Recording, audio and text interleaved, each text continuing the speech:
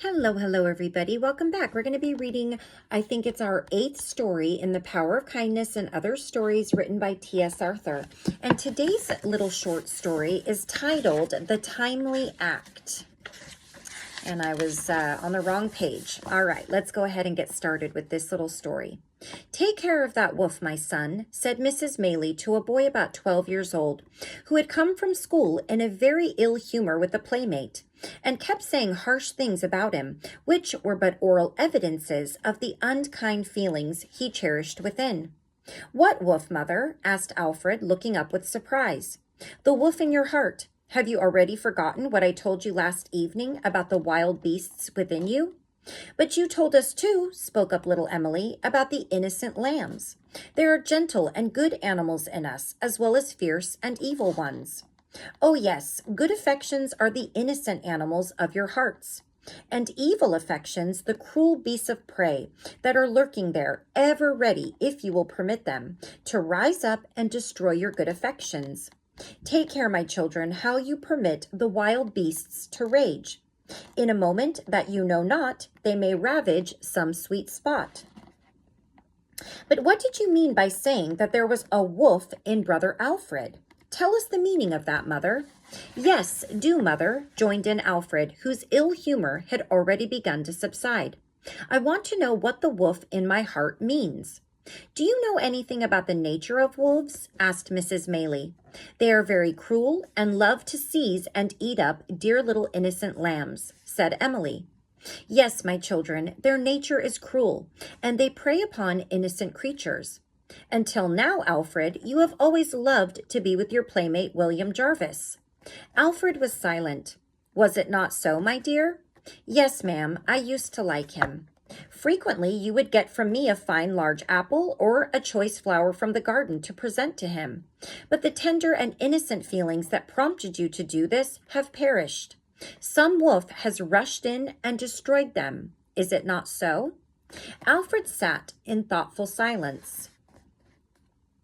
"Think, my son," continued Mrs. Maylie, "how innocent, like gentle lambs, were your feelings until now. When you thought of William, it was with kindness. When you played by his side, it was with a warm, even tender regard. But it is not so now. Some beast of prey has devoured these lambs, these innocent creatures that sported in your bosom. If the angry, raging wolf has not eaten them up, where are they?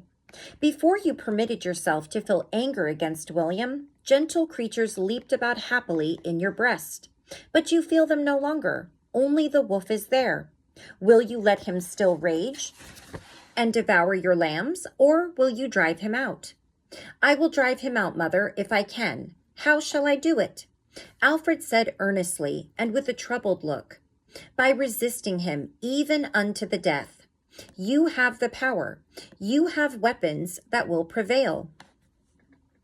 Try to forget the fault of William. Try to excuse him. Think of his good qualities and assure yourself of what I know to be true, that he never meant to offend you.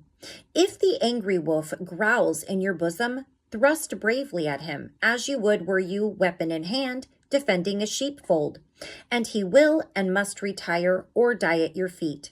Then innocent lambs will again be seen, and their sports delight in your heart.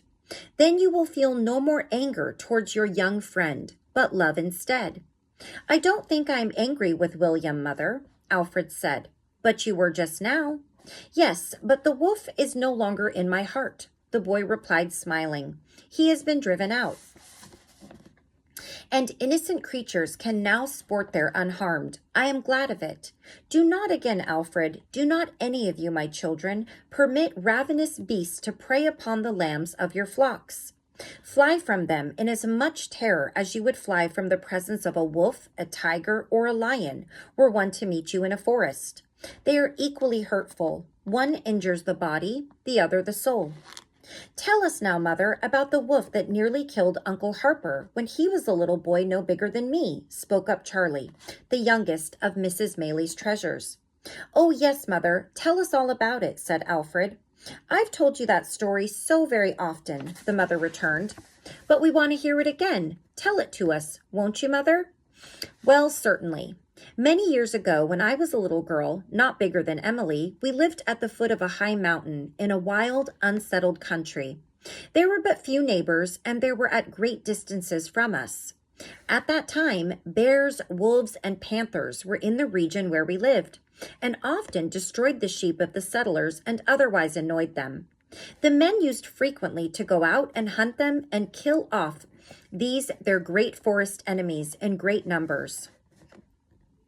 One day, when your Uncle Harper was about 5 years old, our father took us in his wagon to visit a neighbor about 6 miles up among the mountains.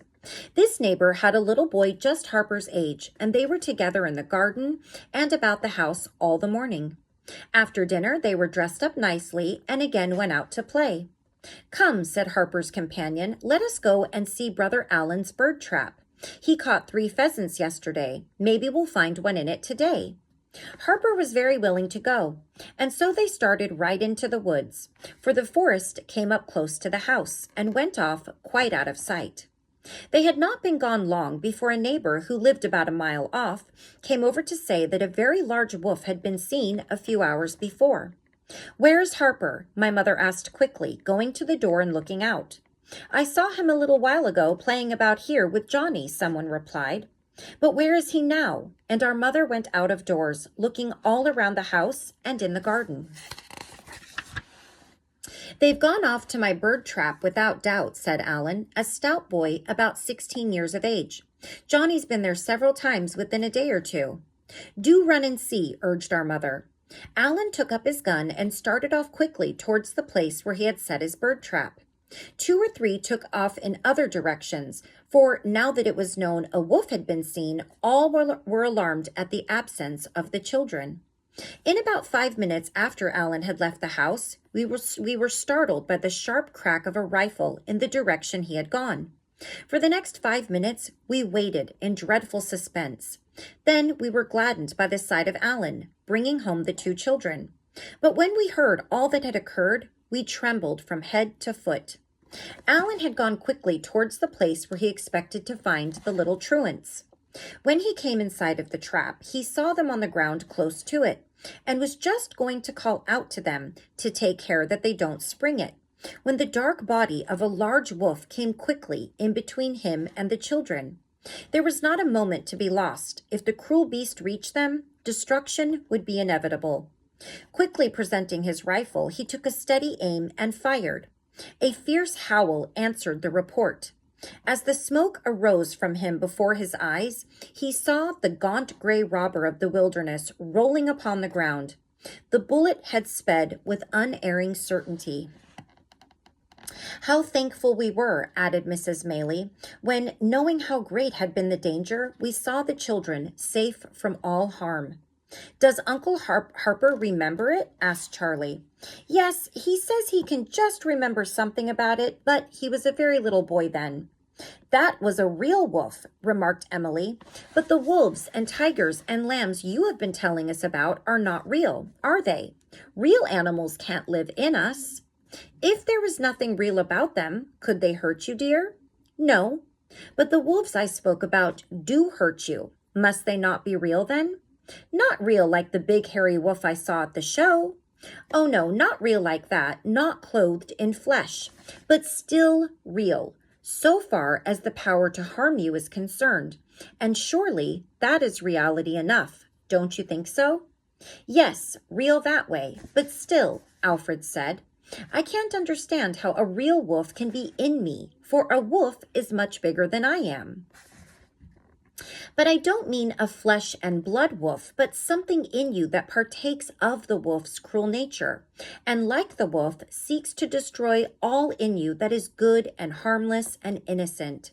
There may be in you something that corresponds to the fierce nature of the wolf, and something that corresponds to the gentle nature of the lamb.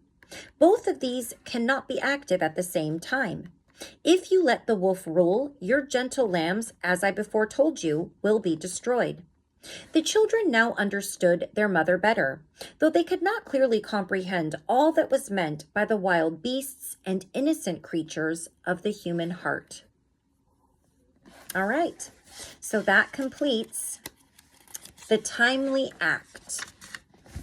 I love these short little stories. They have such great messages, and I love that they're written in an older fashion. I love the verbiage. I love the lessons. I love everything about them, and I hope you guys enjoy these simple little stories too. I will see you all again soon for a next one. I love you all so much. Take care of you. Take care of those around you. Bye-bye.